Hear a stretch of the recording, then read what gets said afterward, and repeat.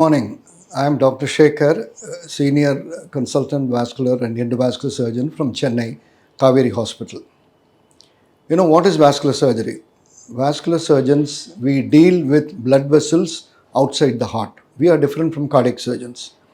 We deal with patients developing arterial blocks in the legs, going to the brain, going to the kidney, and all other parts of the body except the heart.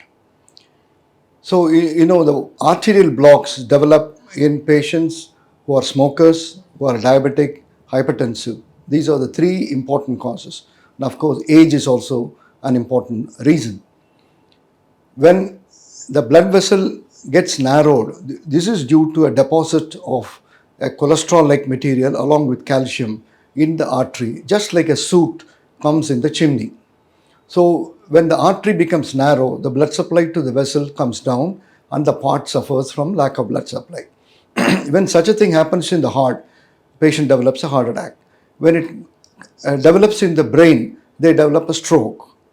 And when it develops in the leg, they develop leg pain, which later develops gangrene, leading to amputation of the leg.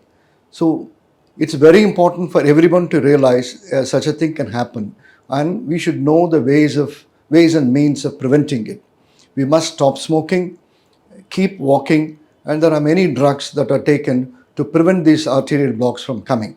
It is best that anybody who is diabetic, hypertensive, aged, and smokers, whenever they develop minor symptoms like leg pain, they must see a vascular surgeon and make sure that vascularity is adequate. Otherwise, if you catch it in the early stage, it can be prevented by medication, or little later also we can do open bypass surgery just like what is done in the heart, or nowadays we do an endovascular procedure just like what is done in the heart, angioplasty, where we can pass a wire into the blood vessel through the block and pass a balloon on top of that, stretch that artery, and sometimes if needed put a stent also.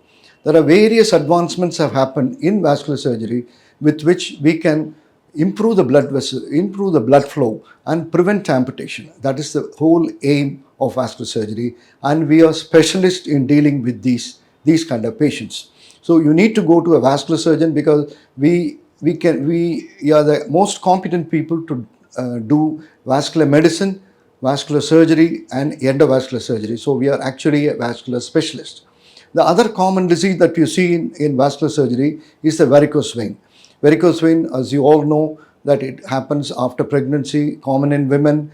People who stand for a long time, they develop blood gets to stagnate in the vein, and the vein starts dilating over a period of time, becoming tortuous and enlarged, like a bulbous projection, greenish, bluish veins that are visible.